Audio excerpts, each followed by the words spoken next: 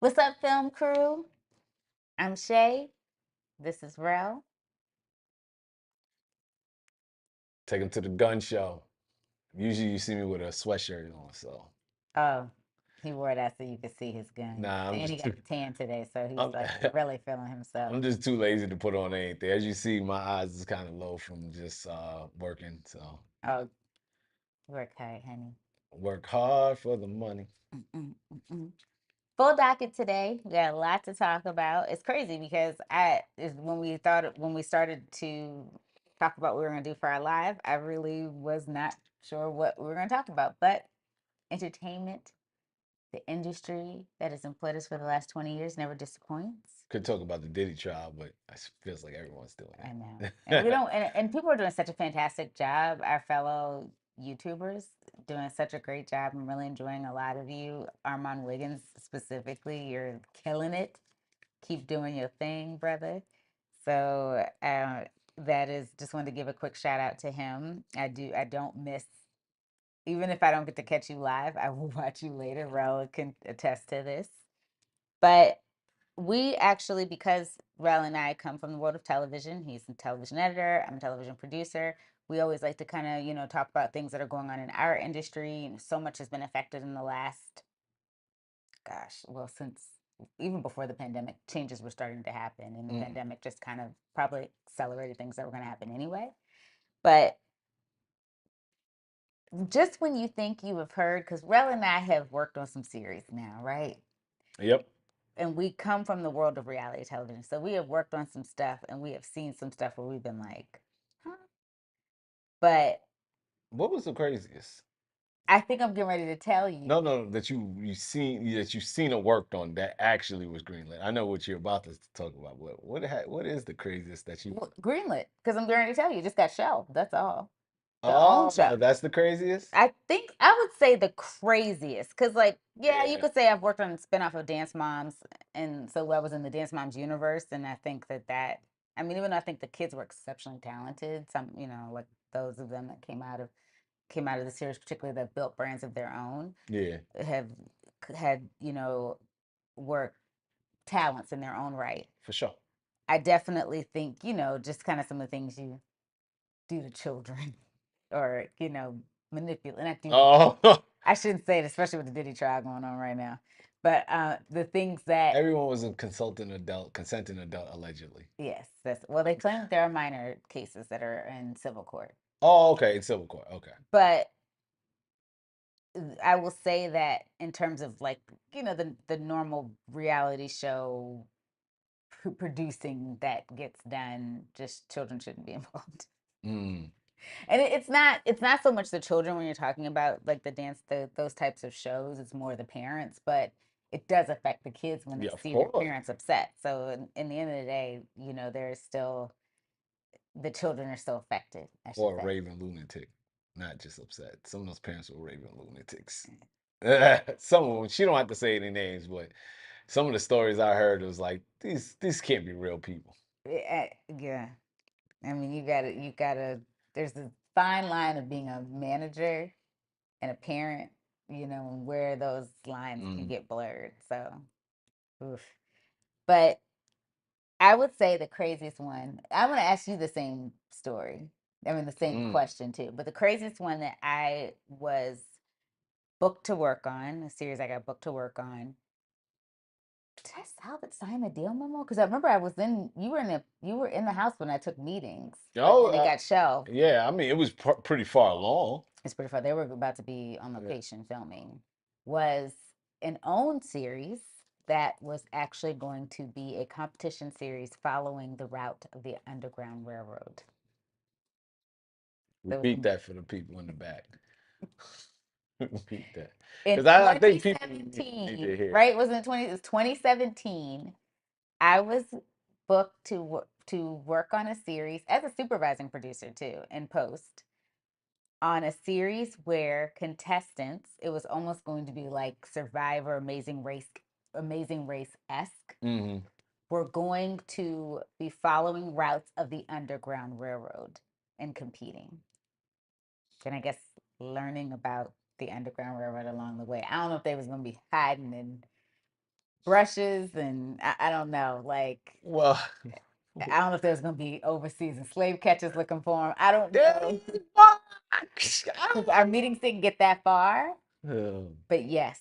And actually, the showrunner was a person both Rel and I worked for. Mm. Very much respect, but yeah, it was wild. So, what if it was like black overseers and white contestants? And they were like, we wanted you to see what it felt like. I wonder Oh, what those numbers would have looked like. it was competition, so I don't know because I was gonna say, it would be interesting to do a historical docuseries, right, where you follow, Absolutely. but And you see competition, people following that, like actual, like a follow doc where they're actually yeah, following the Underground Railroad. Absolutely. I think that would be real cool. But no, it was gonna be like Amazing Race. I don't know what they were. We didn't. The meetings didn't get that far where we got to learn what they were going to be. And I'm not gonna lie, I was sitting in the first meeting like, is this really happening? Like I knew what I. It's so sad because I knew it, but at the time, like I had kind of been on I hadn't taken a series in like some months, so I was ready to get back to work. And around that time I hadn't been feeling that well. So I was glad to kind of get back in the swing of things. But I was sitting in meetings like, this can't be really happening. And in my mind, it was like, but I need to work. yeah, And it was cool because I was working under a black showrunner, but, and there were other black producers on the show, but it was just like, but then it was also a couple ones that we had worked with on yeah. another show that exploited a group of people. Mm. So it was kind of, so it wasn't going to be just all black, Hmm. crew. And I was like, oh my gosh. So yeah, all black post And production team. did you mention that it got shelved not because it was a horrible idea, but it got shelved because of financial reasons, right? The restructuring. The restructuring of OWN. At that Yeah. time, Will Packer was taking the reins and they wanted to go more, I guess, dating show route Yeah. and They made the right choice. faux therapy, At least, faux yeah, therapy I know. Well, instead of faux underground, faux slavery, slavery. faux slavery. I was like, we should try that. Oh my God, I can't believe that made it that far. But okay, what about you? What's like the worst one you That could I've worked on or been a part of. been a part of, or maybe like you got called for it, it didn't actually come to fruition.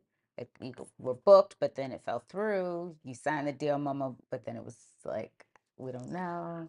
Honestly, I haven't worked on that many bad shows. I mean, I did a short stint on a paranormal show. That was like, what is this, guys? Come on, You like, saw them like yeah, the shutters and the she was like, yeah, it was like, it was like she. I think she went in the house. It was like a rip off of Long Island Medium, oh yeah. and she would go in the house and seek out the spirits or whatever the case may be. And I asked the producer, I said, is any of this real? And they said, she actually surprisingly gets a lot of things right. Some Wow. things she may have been fed, but she surprisingly gets quite a few things right. So it was kind of eerie. So that was kind of one of the more ridiculous ones. I'm sure I noticed stuff I'm missing. I think one of the ones that broke me was Hustle and Soul.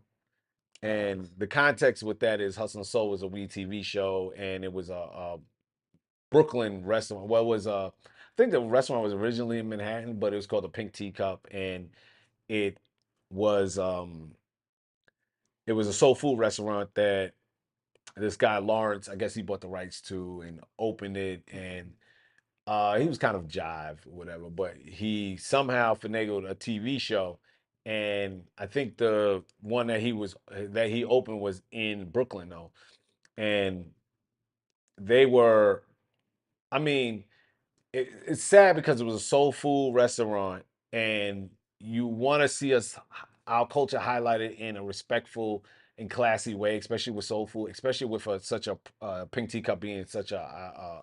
I never quite heard of it, but it seems like it's a historical franchise, a brand Yeah.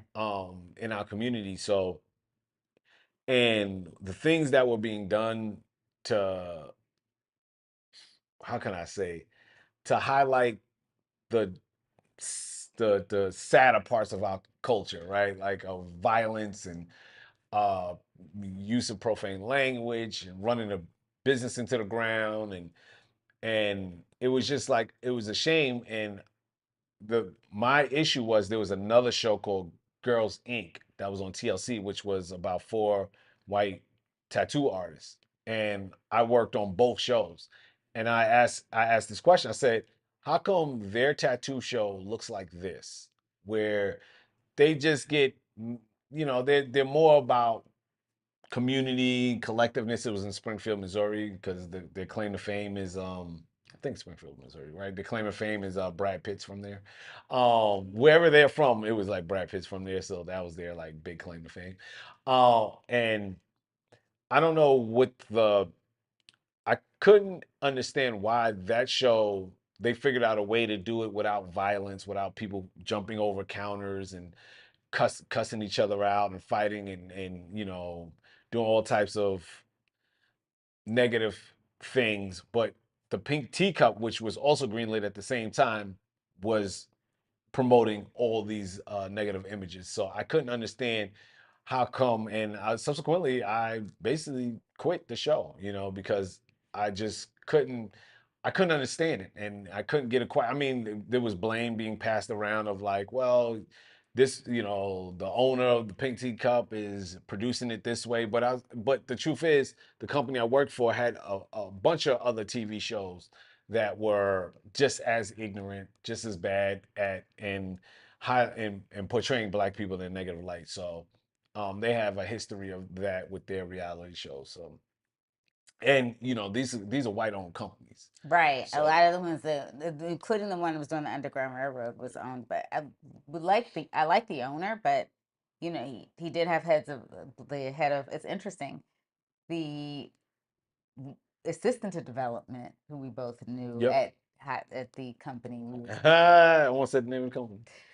I is know the actually company. now at the company that you were speaking of, doing. She's the head of development at the Mm. company that you were like that you were furloughed from during Juneteenth during the pandemic. So, Yeah. and Well, she was behind that show? no, but she's Oh. now head of. They have a black head of development now. It's on her LinkedIn. All right, we're gonna have to talk off air because now I'm confused who you talking I'll tell you in a minute. I'll tell you about. Yeah. when we talk off air. Sorry, guys. We got so Because I'm trying to figure out what network you're talking about. You talking about we? no. She was an exec. She was working under the development exec at the company that was doing the Underground Railroad show, and Mm. now she's at the company you work for in Times Square. Oh, oh, oh. Black. Interesting. Well, Found that interesting, but hmm. I know. I mean, I still don't know the person, I but know, I, and I I tell get you, the I get the sorry guys, we just can't give names because we still work in the industry. yeah, These are, and even some of the people we're speaking of, we have the utmost admiration and respect for. It's just, unfortunately, they're not everything. yeah, We're not in love with the way it's just like anything. You may love what you do for a living if you love your career, but you may not like the way things are done sometimes in it. And yep, that's normal. That's any career. yeah. But one of the reasons we were talking about shows that we worked on that we couldn't believe were greenlit, or shows that we worked on that we kind of at times were like, huh, is because the Department of Homeland Security, yes, that department here in the US, is currently reviewing a reality TV pitch Mm. where immigrants would compete for American citizenship. According to a spokesperson who said in a statement to CNN, the show in question is in the very beginning stages of that vetting process and has not yet received approval or denial by staff. A producer who had pitched the idea to DHS by the name of Rob Warsoff. He said that he envisions the show as being a positive love letter to America. While he dismisses criticism that it would be punching down on contestants. Rob Warsoff, he is a Canadian immigrant himself, whose credits include The Millionaire Matchmaker, Duck Dynasty, and The Biggest Loser, which means he and I worked at the same company at some point Yeah. in LA. So it's crazy. Don't remember him while I was there. He might have done later seasons Yeah. before I came. I mean, after I left or whatever. But he said he's pitched the idea for the show as far back as the Obama administration. He also pitched it to Biden administration. He also pitched it to the Biden administration. Both turned the concept down immediately, or both turned the concept down. He said he's had 3 conversations with the current DHS about his pitch, and they've gone far. These are all quotes from him. But Secretary Kristi Noem has not been involved in any of the discussions. Now, Warsaw himself told CNN's Caitlin Collins, and I actually saw the clip because her face looked, Mhm. I mean, she was like, this cannot be real. Well, she didn't even have, like, it was like stone face. Yeah. Like, this cannot, like, because it was just like, this cannot be real. Yeah. He told Caitlin Collins that I don't know where they stand exactly now, but I feel like we're trending. I feel like we're trending in a good way. DHS Assistant Secretary Tricia McLaughlin told CNN in a statement that DHS receives hundreds of television pitches a year, hundreds of television show pitches a year, which is wild because I'm Yeah. like, the people that are supposed to be protecting the homeland, the last place I'm thinking is going to Yeah. pitch a show to them about how they operate. Because just let out all the trade secrets Yeah. to the enemies, why don't you? Not too surprising because you worked for I someone that know. used Yeah, I to knew like you to were do gonna bring shows that. like that too. Well, we both did because You. I worked for him at the time where he was really unleashing some wartime secrets I knew without. you were gonna bring that because that rubbed you the wrong way ever since. Well, we went to the screening. It was like we're watching actual soldiers disable bombs, and it's like, I mean, my showrunner on the series I was working on at the time was like, I don't know if I'm feel comforted or Mm. scared of like what's going on over there. You know, this is at the time where we still had a heavy Yeah. presence in Afghanistan. So she said they receive hundreds of television show pitches a year, ranging from documentaries surrounding ICE and CPB border operation to white collar investigations by HSI. Each proposal undergoes a thorough vetting process prior to denial or approval. So, Daily Mail and Wall Street Journal previously reported on this show. McLaughlin denied aspects of the earlier report in the Daily Mail, saying that Noam has not backed or even reviewed the pitch of any scripted or reality show. Warsaw said he envisions the show being like The Biggest Loser for immigration, referencing the former reality show where overweight contestants compete to see who would lose the most weight, and which also been the subject of criticism for its content. Because I remember people were like, yo, it's like a mad dash to lose weight, which is super unhealthy. But Yeah. he insisted there's nobody who loses on this show. It's ridiculous to even suggest otherwise. These are all people who are likely to become future Americans. They are all people with a place in line. They are all people that are good candidates. I'm not punching down on anyone. I'm offering somebody the opportunity to jump in the front of the line and nobody else loses. In fact, everybody else in line will be humanized and we'll get to know their face and their story and we'll love them. And maybe they'll get a job out of it. Or maybe they'll get other opportunities out of it. He provided CNN with portions of his pitch deck Okay. Oh, for the show with a working title, The American. very professional. A, des- a description for the pitch, a description of the pitch for the show reads: contestants will represent a wide demographic of ages, ethnicities, and talents. So, what is this, a talent show too? First of all, ages, like, what are you, like 12 to, I mean, Yo, kids gonna be over here competing with a 30-year-old. He gonna be like, get out of here. I'm trying to win. because he said, no, because he said people think it sounds like the Hunger Games. But like, no, that's not what it is. That's exactly what it sounds like. We'll join in the laughter, tears, frustration, and joy, hearing their backstories as we are reminded of how amazing it is to be an American through the eyes of 12 wonderful people who want nothing more than to have what we have and what we often take for granted: the freedom, opportunity, and honor of what it means to be an American. Each episode will include a heritage challenge, an elimination challenge, a town hall meeting, and a final vote according to the deck. Warsaw said the Heritage Challenge would be tailored to specific locations. A gold rush challenge in San Francisco. Now tell me the last time somebody found Oh, like this is like, come on, we gonna do Oregon Trail Challenge too? Like, come on, see a if you could pizza die from challenge in New syphilis York. while you're traveling across the country. A Like, pizza challenge in New York. I don't even know what that challenge looked like to wait, you. is that real? Yes. Oh, I thought we were still ranting. No, sorry. Banter. No, Oh, not yet. it's actually a piece of challenge. A NASA challenge in Florida. Are you sending them up? Uh, Like, 'cause that takes time for training, but okay. To showcase how cool America is. I want to know how much drugs this dude been doing for real, for real. Warsaw told Collins on the source that he envisions each episode ending with a town hall meeting just like in a presidential election. The people of Tennessee, let's say, will get to vote on which one of our future Americans they would like most to represent the state of Tennessee. Warsaw said he previously acknowledged the stakes would be high for the contestants, but said that's not a bad thing. I would hope that any competition reality series has stakes. that's what I was gonna say. It has to have stakes, so Warsaw told CNN. Oh, he also said that this doesn't mean if you don't win, you won't be deported, although that has not been actually stated that they won't be deported. mhm. He said, I Warsaw also says, I'm not gonna apologize. I'm not gonna apologize for the fact that there are real stakes on the show. I don't think that's a bad thing. I think that's a good thing. And some of the prizes that they have is it ranges from like a $10,000 Starbucks card to actual citizenship as the grand prize. But this is my thing. This is my thing.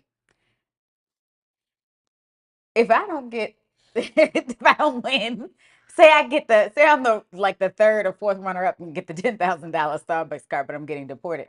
Where am I spending that? If I'm getting deported to a third world country, where am I spending that Starbucks card? Like 10,000. What? You better give me some stock in Starbucks or something so I can get out of my situation that I'm trying to. Clearly, if I'm here for a better life as an immigrant. Not myself, I'm a citizen, Yeah, but you know what I'm saying? If I'm an immigrant seeking yeah. Asylum or asylum or citizenship, I'm coming out of, citizenship. Yeah. a country that, where my feel like my human rights are being impeded upon. Yeah. I don't want no goddamn $10,000 Starbucks cup. I couldn't believe it. I was like, come on. Well, I think okay. So let me give some context of what I'm thinking. First of all, I think he's talking about European immigrants, Oh and yeah, he's like definitely talking I don't about think he's speaking about like black immigrants, black immigrants or Hispanic Asian. immigrants or Asian immigrants. I think he's definitely thinking of European immigrants, right? Like I think I, people who more than likely won't get deported if they lose this competition, right? Like just off the strength of if he was speaking about, like you said, like some people who are seeking asylum, and basically you're rounding up all the immigrants into one show just for immigration or ICE to be sitting there like, ah, thank you. Now round them up and send them back, right? Like you Like it's literally are ice sitting delivering. there at Yeah. the finish line. Like, each week when the vote happens, is there an ICE agent sitting there? Like what?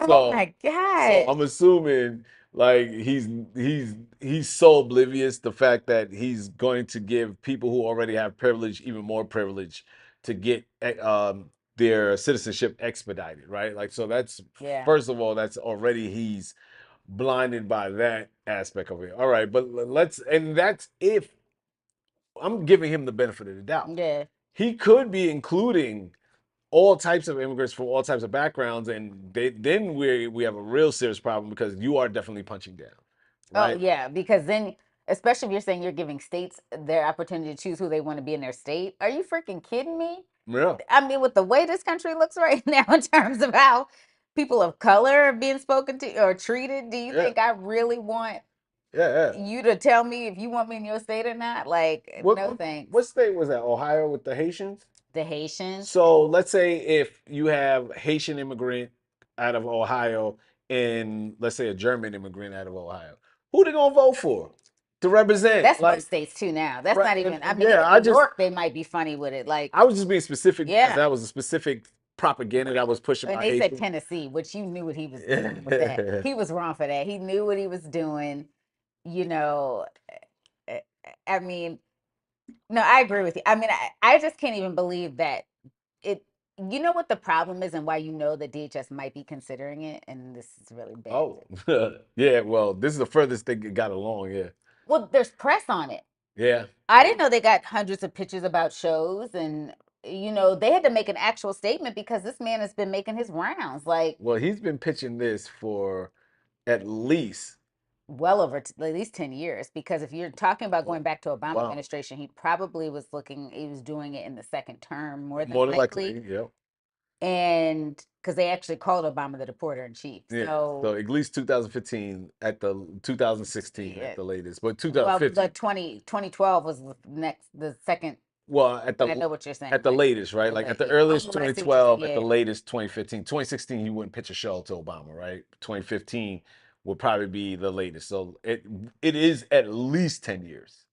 right. He's been pitching this same show, and people have been like, "Nah, that's not a good idea." For it, like you said, now it's getting pressed. That means there's some traction. There is Right. I don't think it something, would have right? gotten press if it wasn't traction, Yeah, but it's like wild. Like, first of all, I didn't, again, like we said, we didn't even know DHS was getting, I mean, we should have known because, like I said, there was, we both worked for an employer that did a couple of shows that was yeah. like, got access to law enforcement in this country, and it was kind of wild. Yeah. But, okay, I will say that I, I personally wouldn't watch it No. because knowing, again, why people are coming here, why they're seeking citizenship, to watch them compete for it like it's a freaking cash prize, bless you, Thank is you. wow. Yeah. Um, I think also we should take into account, and this is where we can speak on, right? Hold on. Man, Bless every you. day. This is the allergies. Actually, it might be a little chilly in here. Ooh. Do you want me to turn them? Nah, we're good. We're good. What we do and how we, how I'm trying to think of a delicate way to say what we do in reality television as how we use the Or how we edit? footage and edit things, and we can create villains, we can create good guys, we can. So now you're trusting a production company to first edit a person a certain way that will affect their citizenship, Yeah, that's or wild. how No, quickly you're they'll right. get their citizenship. Like, you And you know how gotta you gotta dangerous have that you is. gotta have a villain too. And Yeah, yeah, no. you know how This dangerous is that wild. is, Like, I where hope this is like just him doing a lot of press and it's not really getting traction, yeah. because this is, it's like you're playing, that's people's lives. I mean, it's not, and yes, reality shows are dealing with people's lives, but when you're talking about particularly a lot of the series that people know what they're signing up for. If you're making a promise for someone to sign to be a, and I'll say this too, I won't say what show. I've worked on series where we didn't necessarily tell contestants, reality competition series, what they were actually, what who the judges were Yeah. and what they were, especially if it's a new series. But some of the judges were already popular people, and they did not know, popular and mainstream. They did not know who the judges were until they showed up, Mm. and their reaction to it. Yeah. It was a few people saying they probably wouldn't have shown up if they would have known. Oh, you gotta tell me off air. Mhm. So, I mean, that's a little dicey. I'm just saying Very there's dicey. definitely different things you play with at times just to kind of, you know, to make TV. Yeah. And I just don't know. Like, I don't know if, for my spirit, Yeah. it's not a good thing No, no, at all. yeah. I mean, there's things like Ra will tell you. I've had to have therapy sometimes for things I am not a manipulative producer. I'm very honest and Mhm. upfront because I would want someone to do that to me, for me if I was on air talent. But at the end of the day, it's people want to make entertainment, and Yeah. we'll just put it this way: there's a man on trial right now for his life that made entertainment, Yeah. Yeah. and maybe went about it in some ways that weren't the best. And so there's good people and bad people in every industry, and And I'll it's just leave it at that. well, yeah, it's a lot of hands that will touch it, right? Like so, let's say the network, let's say Chick-fil-A streaming has a certain vision of like who should be highlighted in an episode. Then the production company has a vision. Then the field producers and showrunners and all that, and then the editor, right? Like so many people will have influence and say in shaping how the show will look and how these characters will play out. That well, one calling them characters, these real life people will now turn into characters for entertainment, and they will be pushed and manipulated in some way shape or form. It will. I don't care, nobody. I've done it for so long, she's done it for so long. You will be manipulated in some way shape or form. And It's just a way to get to get the most quote unquote natural reaction yep, from so a person. So it's pushing their limits to see, because it's like their reactions aren't fake necessarily. They are yeah, reacting yeah, kind yeah, of, yeah, yeah, but it is pushing their boundaries, so to speak, to have the most natural reaction. And a lot of the times it's the situations they're put in, yeah, or like, people that sign on to do series and they do them season after season, those ensemble series, they know what they're signing up yeah, for.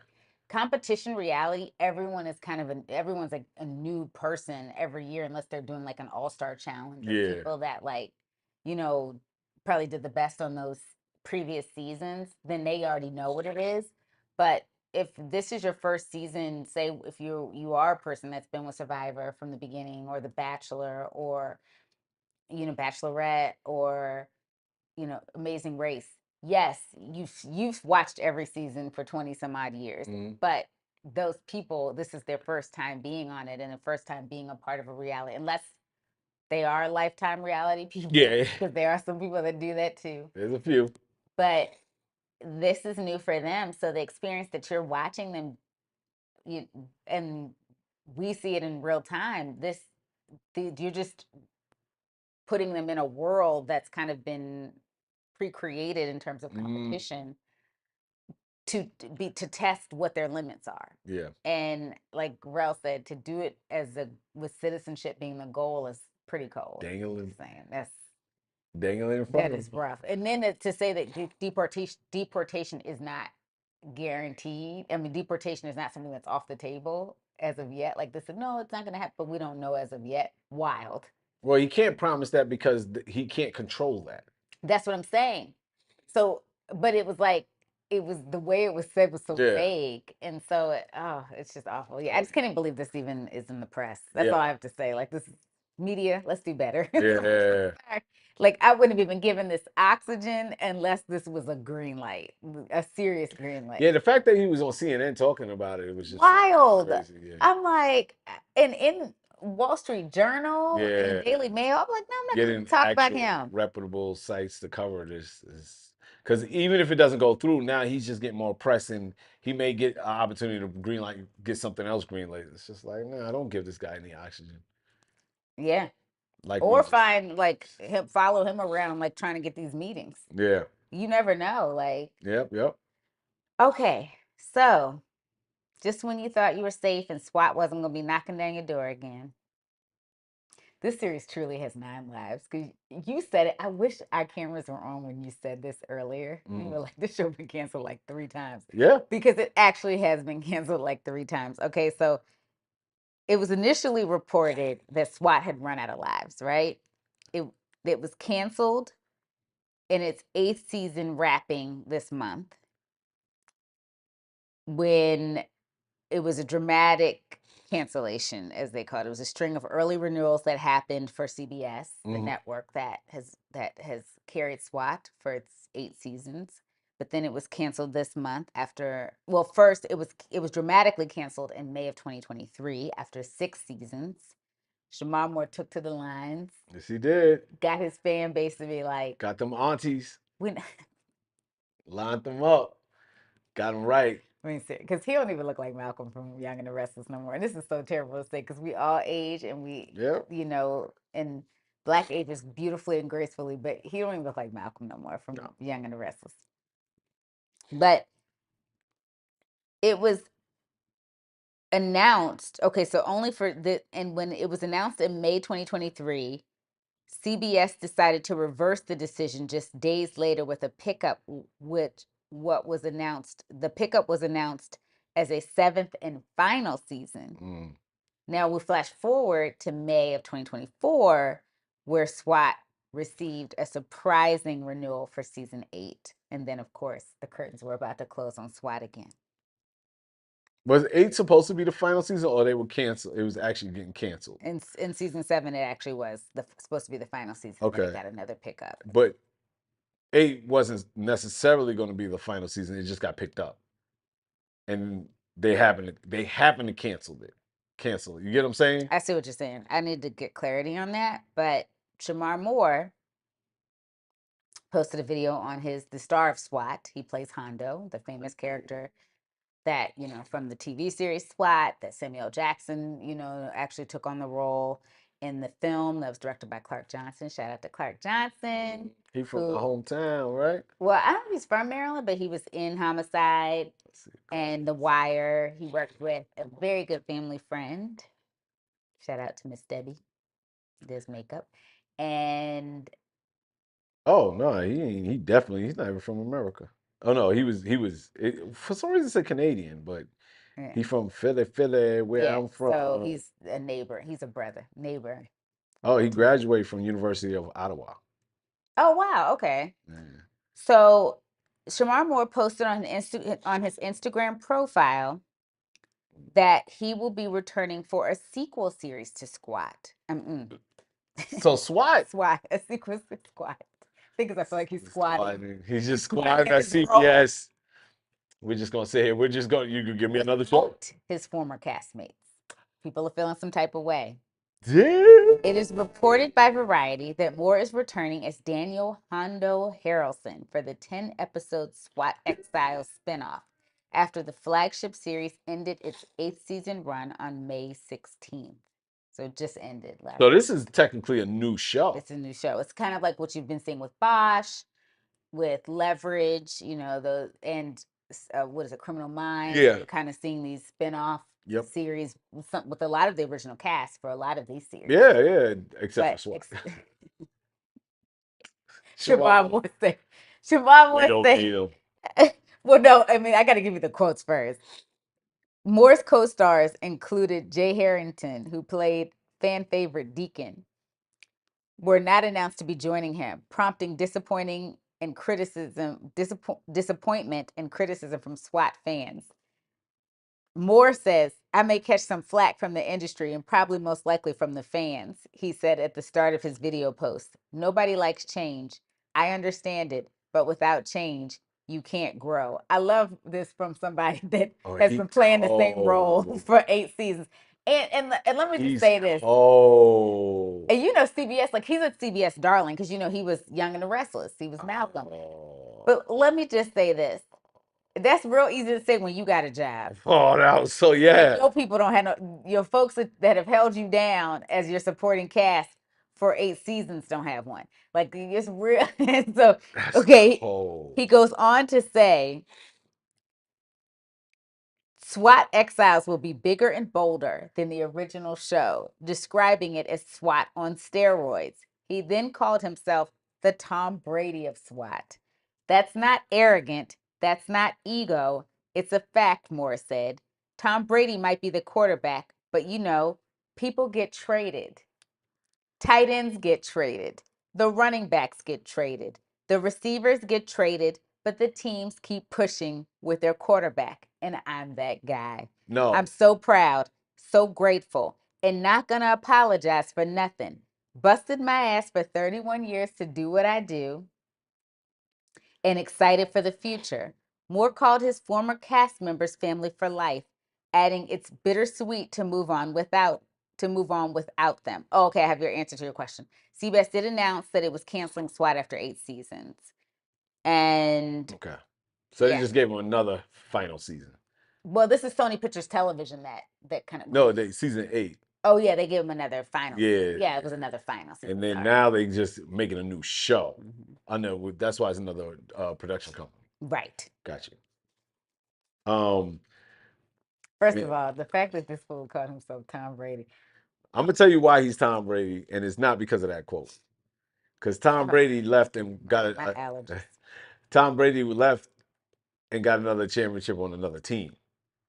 Like it ain't about all those people getting traded. They didn't get traded, dog. You left them and went to another show. It's true. Like Tom Brady left the Patriots and went to another team. He Like, dirty though. Like but I don't know. that quote It's is the problem, right? Just gracefully say, "Hey, I appreciate the time. I'm just gonna miss my team, but you know, it's just this is just the way that the industry works." And when you say that, everyone understands. They do. Everyone understands the industry.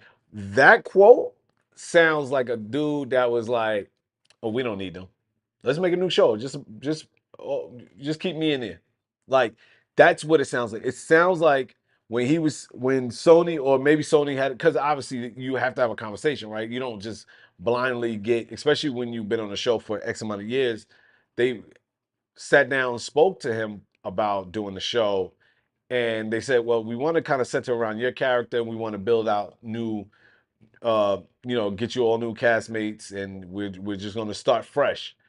And more than likely, one of the biggest issues because their salaries increase every year, so you would have to then negotiate increased salaries with everybody. But guess what? If you wipe all of them clean, you can start new cast members at a lower salary base That's pay. exactly what they did. So he's sitting there still making his money. His Exactly. cast members gonna make significantly less, and he's over here giving quotes like that. Is wow. It's not. It's not. I just feel like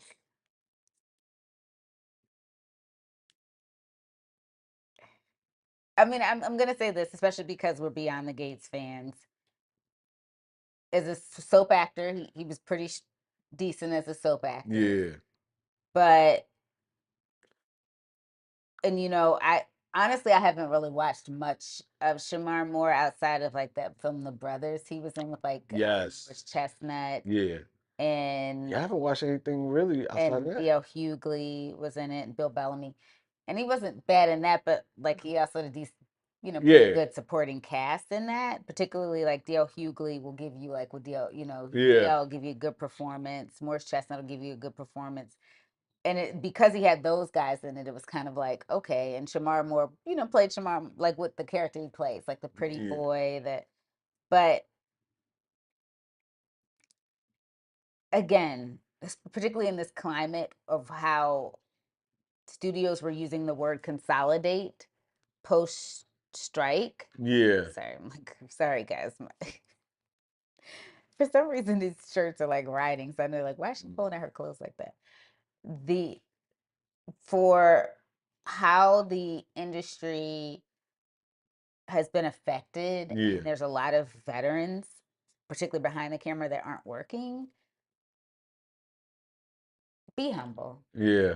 I just you can be I mean you're not a battle rapper, dog. Like you can't sit up there and be like you know what I mean. It's just different in Cocky. different Yeah. parts of the arts, right? As a battle rapper you can be like, yo, Yeah. big dude, I'm gonna come out there, I'm gonna destroy you, da da da da.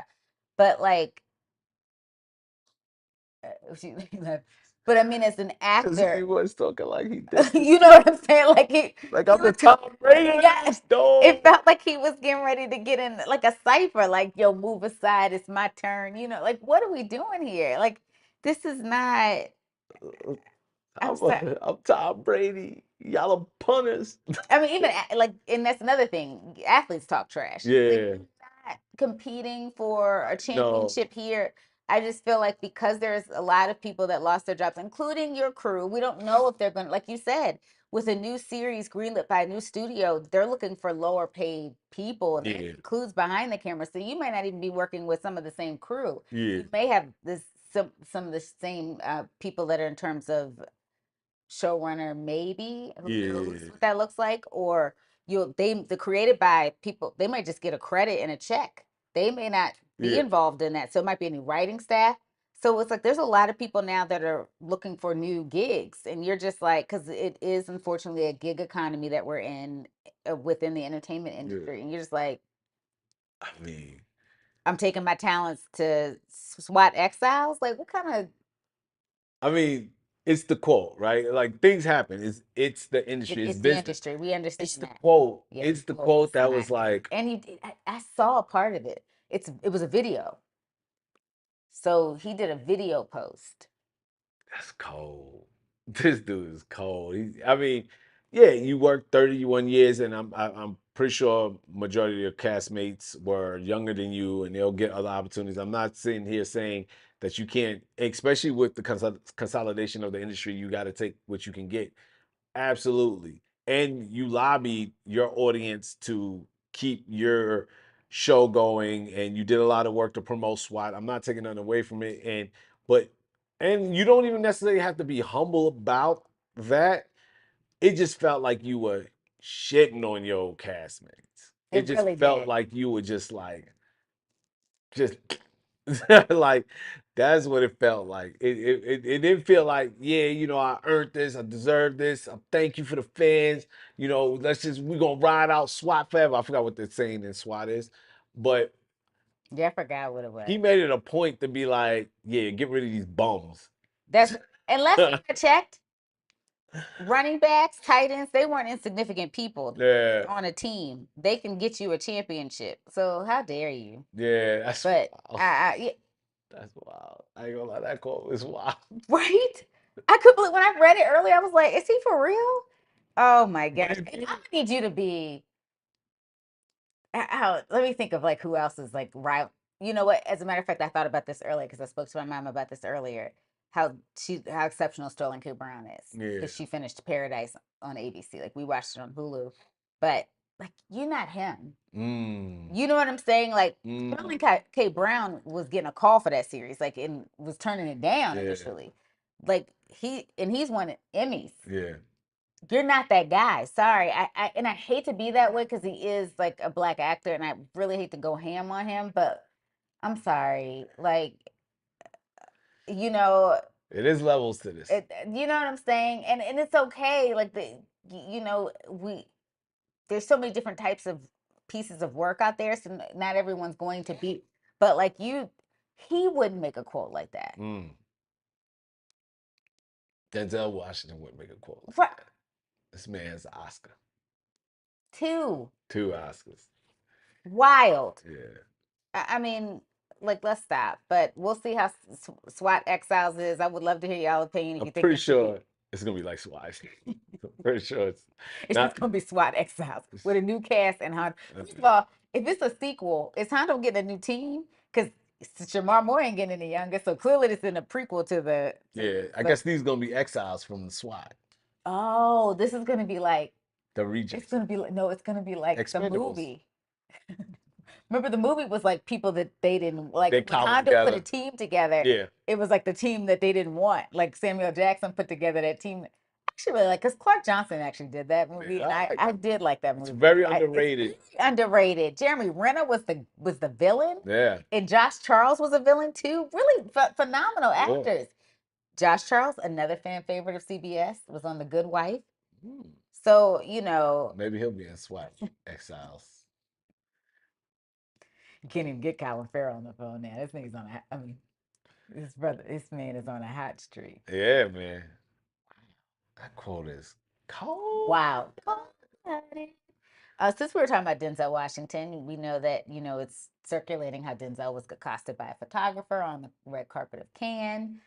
Oh, that was a photographer. I couldn't tell what that guy did. Yeah, it was a Okay. photographer, and he asked him to stop. Denzel was engaging with his cast members, and I believe Spike Lee as well. When they were on the red carpet for the highest to lowest premiere at Cannes, it was shown out of competition, but it did. They did do a screening at Cannes, Mm. and he also won an honorary Palme d'Or or Yeah. Palme d'Or. Yeah. I'm so much better at French than this, but Pum. Yeah. yeah, Palme d'Or. Ugh. And Festival de Cannes just, was just in full swing. Mm. And Neil Cordia, forgive me if I'm saying your name wrong, Neil Cordia, who I follow on LinkedIn, actually gave a really great comprehensive breakdown of his takeaways from Cannes. He attended Cannes this year. He is Be nice. he's a creative exec from one of our allies across the pond in the UK. So he is a creative exec in London, and so of course he really stays on top of like what's going on in the industry. And I really do appreciate it because the UK, of course, has a the UK has a really big influence right now over film production and television. A lot of the streaming platforms are doing work with the UK. They're out a lot of, that's one of the reasons the Hollywood tariffs are being enforced, is because a lot of work is being outsourced, particularly in the UK, to people that live and work there. And I just really wanted to hear what he had to say because, of course, it's one of the Oscar qualifying festivals and it's just so respected. Cannes is around the world. And I wanted to read off some of the things that he took note of and wanted to share with fellow professionals after attending Cannes. He said it didn't feel as quite busy as it normally does. Interesting. Still plenty of people, but he would be interested to see what the official number of attendees actually was. He said the mood was more optimistic than he anticipated. Of course, with the state of the industry right now. Oh, I was like, he said it was far from buoyant, but it felt like there was a high level of pragmatism. The Trump tariffs didn't seem to concern anyone he spoke to. He felt like there was an initial fear, but that had calmed a bit, although there is plenty of talk of U.S. efforts to bring productions back home. Now, as you know, like Rell and I, we are technically refugees from LA. The industry is somewhat dried up a little out there. Yeah. So there is a lot of efforts of trying to flood the market out there with tax incentives to really try to bring the lights back or turn the lights back on in Tinseltown. I think there's under 6,000 productions actually being filmed in Hollywood right now, where the bulk of productions in the US were being filmed there. So, we're now in Vegas where they are building out a studio that is actually a partnership between the three majors. Oh, okay. Sony, I think Warner Brothers, and I have to look it up.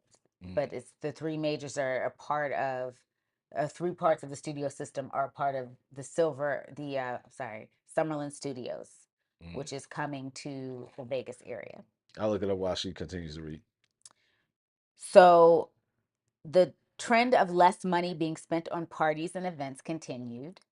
They still exist, but all feel like humbler affairs, probably because of, just the state of the union in general around the world with trying to people are still feeling post-pandemic effects around the world, and so just really making sure that the lavishness of A-listers and people who creatives who are successful, that it's just kind of not like Marie Antoinette.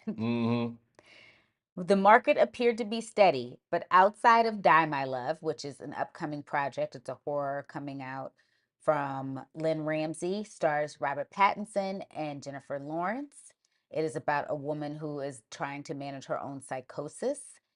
And he says that he didn't really see any splashy deals outside of Die My Love. That was really, especially with Jennifer Lawrence, as she's just had her second child, was a lot of talk around her performance in this film. So a lot of people were speaking about this film premiering at Cannes, and apparently a lot of money is being put towards it. And hopefully there'll be more announcements of what did sell at Cannes this summer. At Cannes this past week. He still feels that the international sales model is becoming antiquated and newer models of distribution are needed for indie film. Agreed. There's lots of new startups in that space, although they feel more like ideas than formed businesses. AI was one of the hottest topics. At this point, he feels like there are too many kids playing with matches and they're going to end up burning the whole industry down without more thought about how they use this technology. He is absolutely not against AI in general, but as legislation takes so long to catch up, they need to decide what they're willing to accept in regards to AI. Another hot subject at the festival, he said, were co-productions are at the most or at the forefront of most indie producers' minds. He wishes there was a level of standardization for tax credits and rebates, as having to decipher the detail of each country's incentives feels like a huge math puzzle. A huge math puzzle, which I agree. Because when you see them broken down from state to state, like New York just put a huge tax incentive policy in, it's something that Kathy Hochul is getting like a huge round of applause for. But what does that mean? Yeah, You that's know, when you really look at the math of things, it is like you really have to understand the breakdown of it, and your film has to be making it has to be it has to have a certain cap for yeah, you to even to apply for yep, a lot of these tax incentives. So if you are a mid-level or a low budget film, you're not even going to be able to apply for some of these tax credits. So that's something else. I agree yep. with him. I really would like to understand what that math is. But he did say every producer he met wanted to find opportunities to co-produce together. So that's one of the reasons now when you saw this, if you those of you that went to see Sinners or a lot of these films that you're going to see now, you see a lot of cards off the top before it gets to like say a Ryan Coogler film, because that card is up, that means that's the director's card. But when you see production, a such and such production, or a proximity media production, or such and such production, that means there was multiple production companies involved in getting this film created. Mm. So that's why you'll see several cards that say Yeah, production on them, because there was co-producing activities happening. And you've been seeing it a lot on big budget features, but because it's hard to get the money together now. Yeah, it's hard to, especially in America. If you want to make the film on American soil, it's really difficult, especially if you want to do it in California or Hollywood. Yo, at those studios, you're not getting the tax incentives. So when you can't get the tax breaks. So now you have to figure out how to get more money. So you have to do partnerships now. so Studios aren't giving up money like that. They're not making it rain. They that's what they all were just fighting over. They're not giving up the money. So you want to make a movie. How bad do you want it? You better go find a co-producer. exactly. I found that's fascinating. I really liked and I liked how he broke it down very Yeah. simply with these bullet points, because I actually love the idea of what festivals were. They are kind of a sales piece within the older construct Mm. of really getting your indie projects seen, and even those studio projects like Mission Impossible Yeah. thrown out of competition too, like getting those eyeballs on an internet and making sure that you get those international audiences Hmm. invested in American film. Because if you look at the whole program for especially Festival de Cannes, Yeah.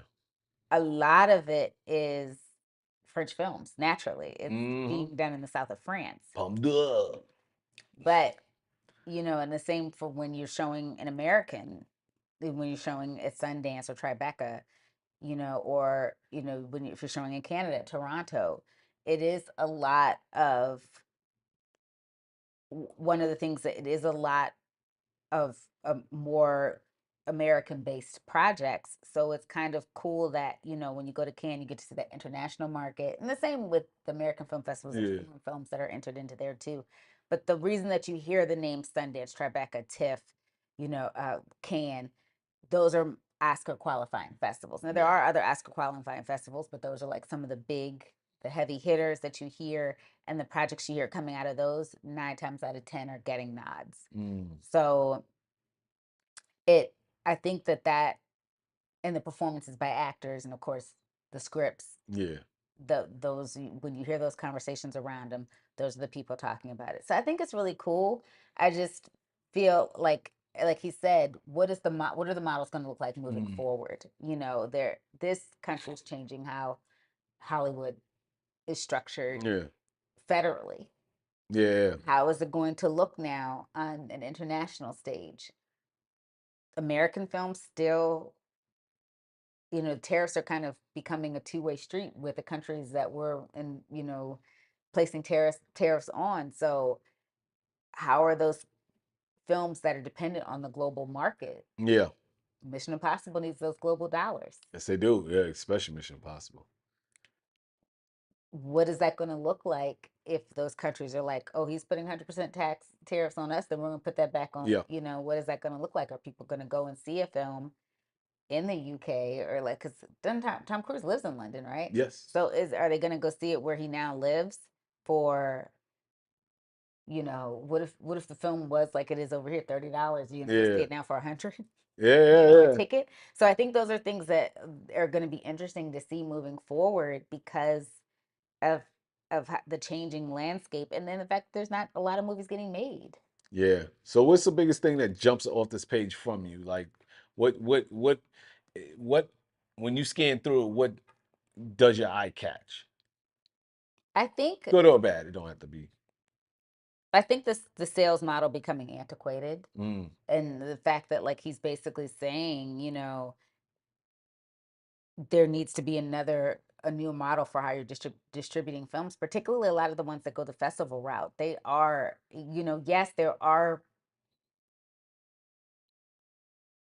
popular and mainstream directors that show films but a lot of those projects may not have had a buyer yet. yeah. They might have raised the money independently and are looking for a buyer. 9 times out of 10, they're going to get an option to be, consumed. And if they have A-listers in it, you definitely know you're going to go to sale there. But what if you have unknowns and Mm, you're like this engine that could trying to get eyeballs on your project, and as the studio execs just decided not to attend your program that day? yeah. So I think there needs to be another. I mean, I've always felt like, even though I have the utmost respect for festivals, I've always shied away from them because Yeah, of course. Yeah. it is like you are a one in a million chance, unfortunately, at times showing there. Yeah. So, there's a marketing plan behind those that get discussed. Let's just say Yeah. that. So I think that is another reason why I'm not as that stood out to me the most. What about you? Well, one, I want to just speak about that. Like, I'm just interested because we're doing YouTube live, and I think it's just really fascinating seeing that we're on a platform that you can use as a distribution channel right now. So even hearing this, and someone who's been around, that guy must have been around the industry for a while. Me and Shayla have been around the industry, just in a different lane, and hearing this definitely makes my ears perk to be like, hey, you kind of on the right path, of looking at other ways to distribute either your content or your films, or just marketing wise, right? To get attention in your films, because it the festival, and this is something else when you say what stands out to me, right? Like the festival, they said that less people showed up, but the energy wasn't like negative, right? Yeah, because most of the people now who can go to the festivals are going to be really happy people because they're very successful people. Exactly. Like Spike Lee going to the festival to show highest low or high low, Highest to lowest. highest to lowest. So of course Spike Lee is going to be out there chumming it up. You got Denzel Washington in your film. You're an accomplished filmmaker, so of course the energy is going to be high for people like you, and that's just um uh, example of what the industry looks like right now. You got some people who are going to be making really good projects, still going to be successful, who going to give the image that everything is okay in Hollywood, and then you going to have everybody else who's miserable Yeah, and that's true. poor or broke, It's like, or can't get a movie yeah, greenlit or sold, a script it's sold. how most industries are looking right now. Yep. So that's what also stands out to me uh, with that configuration of like, okay, y'all, if you want to be a filmmaker and you're thinking about doing a festival, I say experience it, but also keep in your head, hey, I need to start thinking of other ways to distribute these films, And or think marketing get them. first. Yeah, Like Rel's going to be talking about this moving forward because we've been doing some research, because there's a lot of companies we've been paying attention to who are doing kind of creating their own lanes and their own rules in terms of how they're marketing their projects or their companies. yeah, And it's just a new way of looking at creativity that we've been fascinated about, at least for the last 2 to 3 years, Mm. maybe even longer. I'd say maybe some like four Yeah, yeah, yeah, or yeah. five At least years. 4 or 5 years. But he'll be doing more of that discussion on his channel about those companies in Yeah. particular. And you know, it inspired me to just say, hey, I'm spending time on this script right now, but I can just pick up a camera and try to do some other things because, in my meantime, because I have cameras here, we have cameras here.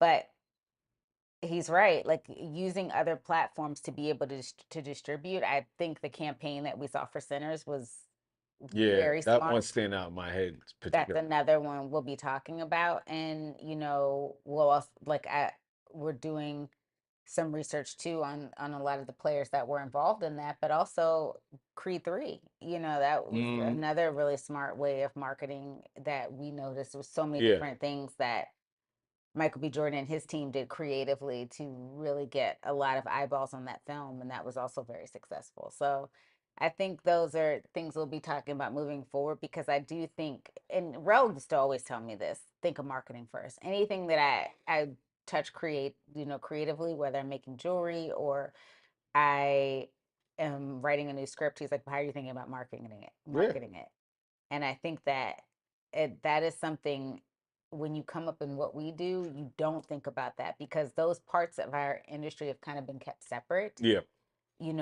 Particularly as a creative producer, and then him being a creative editor, it's like when we go in and we work, it's like there's already factors at a streaming service or a network that are promoting, like we send them footage Mm-hmm.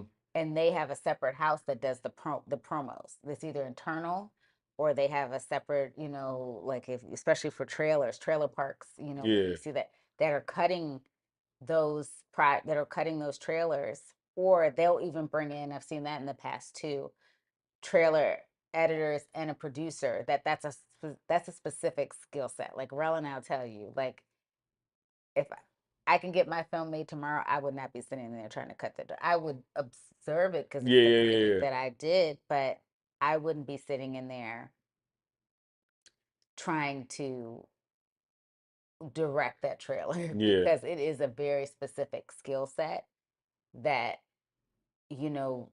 I've seen certain producers do it that just they can nail it. And there's, that's their thing. And the same with editors, because it is Mm-hmm. about timing, it's about making it punchy, Yeah. keeping people's attention, and not, ultimately getting them to watch it. Mm-hmm. So that's a specific skill set. So yeah, I thought that so he'll be talking more about that. And the other thing that I guess stood out, I wish we had a little bit more detail on the AI stuff. Of course, I'm Well, always you know what? Let me look into more of it and we could talk about it like, in another live. because he seems not that he's attacking AI, but he's attacking the way that the industry is utilizing AI or how it's going to be utilized going forward. So I'm just curious what he meant by that, what he observed at um Can. Well, the reason I actually thought about it too, and I even thought about with him saying it, it's kind of like, remember, we talked about this on our live yesterday with the James Earl Jones stuff, and it's Yeah, kind of like SAG actors stepping in, yeah, even though he signed over his rights. So I wonder if it is a fear, particularly people who are vets, and Neil Tordia is a vet in London, and I wonder for him, it's kind of like one of those things where it's cool and all, but what are the parameters here? mm, Because we both said after the strikes ended, those deals were for 3 years. yeah, And in the meantime, they're doing these, like, I don't know, cover positions that we don't realize that look, we don't know that those are people that yeah, are in R&D studying AI for studios because yeah. of the way they write the position title, but it is. So studios are still working towards utilizing AI. Mm-hmm. They're just finding different ways to say it. Yeah, So yeah. Yes, they are. that, R&D, yeah. yeah. So it'll be interesting Who to was that? see. Warner Brothers that was doing that, right? With They were the definitely doing it. if It was you somebody else too that had one too. where they were doing the what's that word called? They those think or It was like a fellowship or something. yeah, it was like a fellowship, but it's like a think tank or something like Yeah, it was that something where like that. it was like they were getting all these companies together, not together, but to work on AI projects and basically rewarding them, I guess, for whoever has the best utilization of the technology. And I And was they like, were trying to hire people that knew how to do prompts. but I was like, but it's a studio and y'all just negotiated. So as I long know. as you don't implement it, you're still going to work on it. So you're preparing for when that deal, the deal ends with the the unions. And we actually, a company I just worked for, one of the development editors told me that that company had 2 years ago actually started to look at AI programs, and it may not necessarily be ready to replace like Terrell's position, but it could definitely put people like me out of business real fast. Mm, So, and that company tends to still value having large teams in post yeah, production where a lot, Rel and I could tell you, in the last 5 years, a lot of production companies have been cutting back on,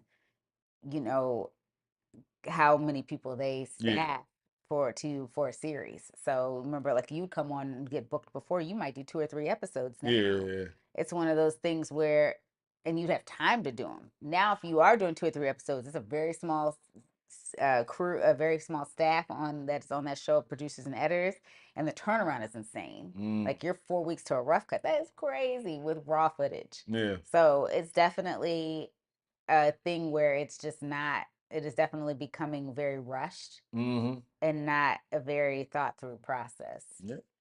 So But did you want to now look at the yeah, let's Jurassic World trailer? We're gonna watch we the go Jurassic World trailer that dropped today. after like Rebirth. that dense conversation. We want to have a little bit of fun reacting to Yeah, this trailer. because this is the reason that we would support this is because Mahershala Ali is in it. He's also a friend of the family. I don't know him personally, but I have an aunt that does, and so really excited about that. Oh Lord. It's the second trailer. Yeah, 14 hours ago. Yeah.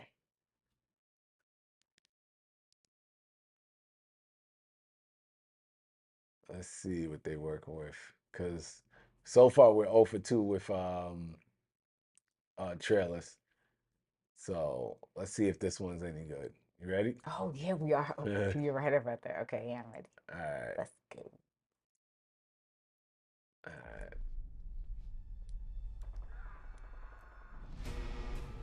Why the technology still look old though? Is this like a Oh, oh damn, big homie. why didn't I let him help me? It's messed up. Oh, that looked like some like mutant. Oh, got the beret. I don't know though, because Mahershala, the brothers don't do too well in this. I know. That's why Ice Cube, A rafting trip. Ice Cube did Anaconda because the black guy survived. Oh,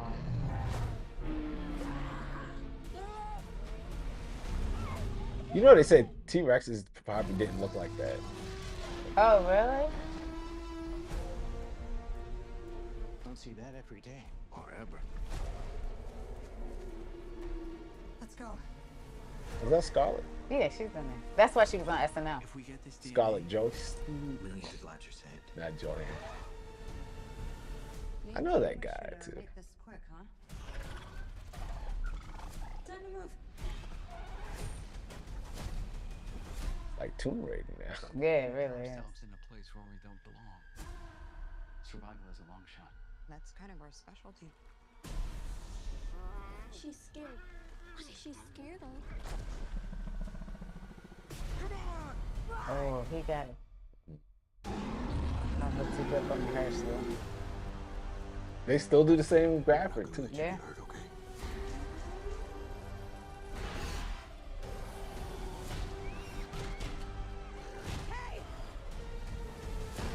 Then was a source. We found it? No, it found us. Oh, what's underneath the boat? Y'all tried it.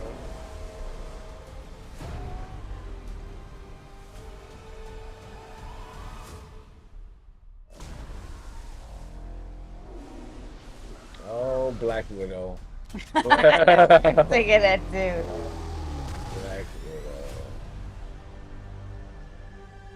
Interesting.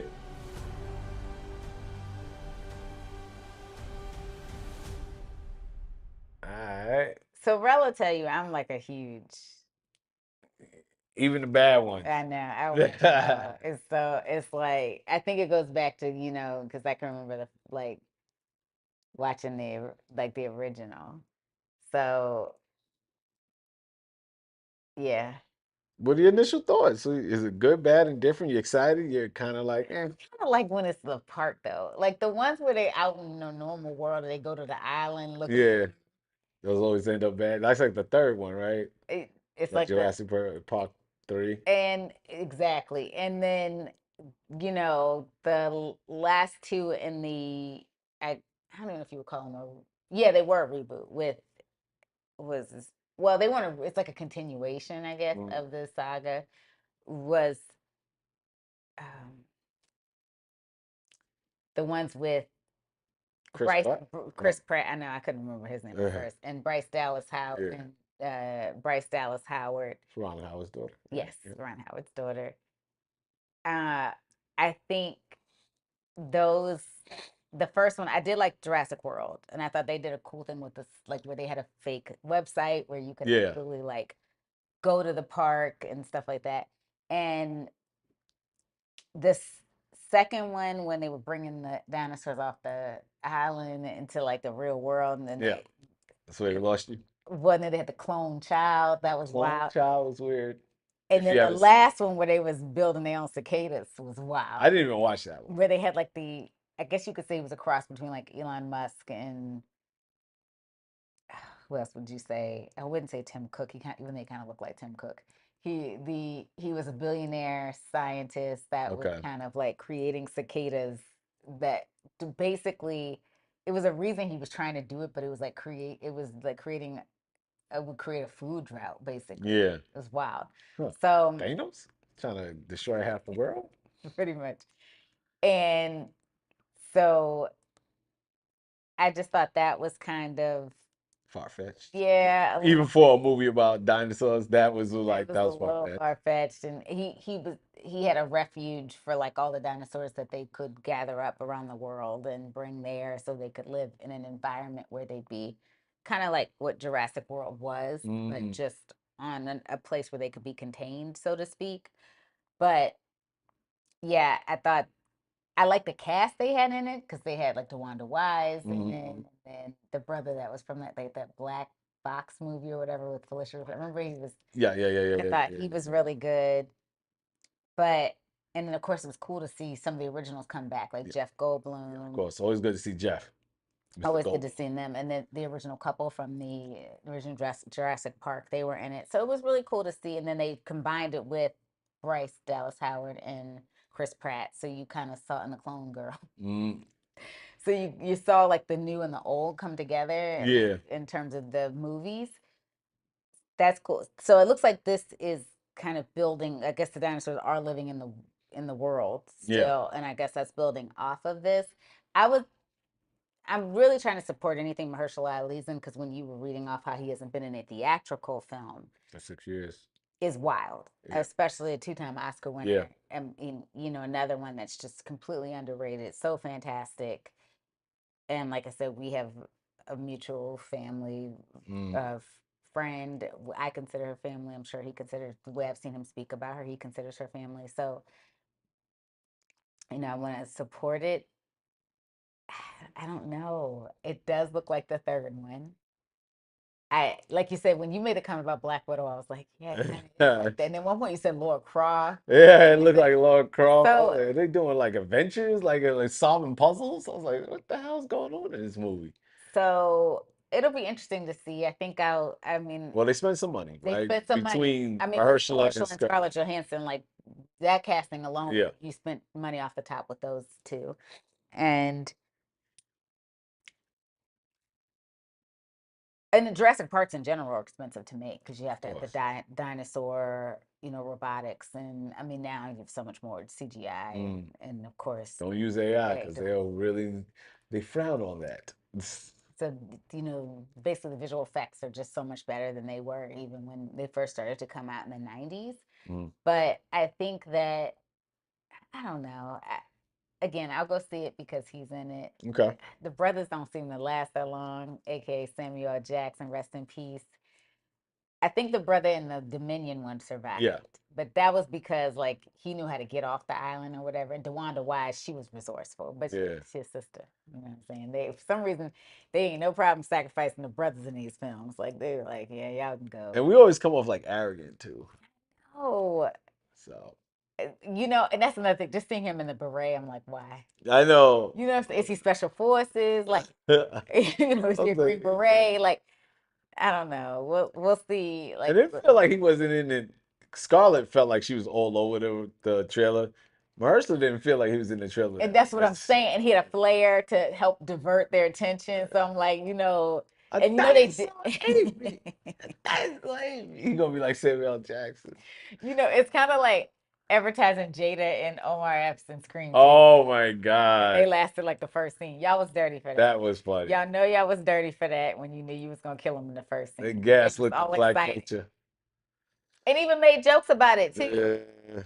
So we'll see what happens, but yeah, that's about it for us today. I mean, we covered a wide range Yeah. of topics. I mean, just trying to keep abreast of everything that's going on. I mean, like, you know, um, yeah, I'm just kind of curious to see what happened with Jurassic Park as well, and you know, enjoy. Clearly, the films are still making the money. I was gonna say enjoy the movies while they last, because who knows what's gonna happen tomorrow, man. And like, cause clearly, I don't think they filmed that here. I mean, they probably filmed that in another Oh, I country. think like So New Zealand or something yeah, like that, it where was they New all Zealand. go, where they have like trees and stuff like And that. good tax incentives. So that'll be interesting Yeah. to kind of see where. And plus, those islands are supposed to not be based in the U.S. I think those islands, are Yeah. like the Caribbean. I think. Yeah. So I mean, I'm just at this point, it's just like, I mean, what, like, it has to be something silly, right? Like, because at this point, well, the that's in the water. Like they should have been killed. yeah, I mean, at this point, dinosaurs are just trampling all over us. So what are they doing? Are they looking for like some way to exterminate all of them? Are they? I don't know. I do want to read the synopsis. Yeah. That way we know what the synopsis is. But yeah, I I feel mean, like Mary J. No more drama in my life. I was thinking you were saying because of the hat. Yeah, because I had. Oh, Yeah. it's kind of Ghostface too. He does Ghostface as just well. fuck it. Schoolboy Q. Yes, he does. Yeah, I mean, All good entertainers. yep. So anyway, Film crew. I'm Jurassic Parking out of here. We know we got to get one in from Rel on the way out. Hiya! So inappropriate. Seriously. So. Till Sorry next for time. the appropriation. Till next time.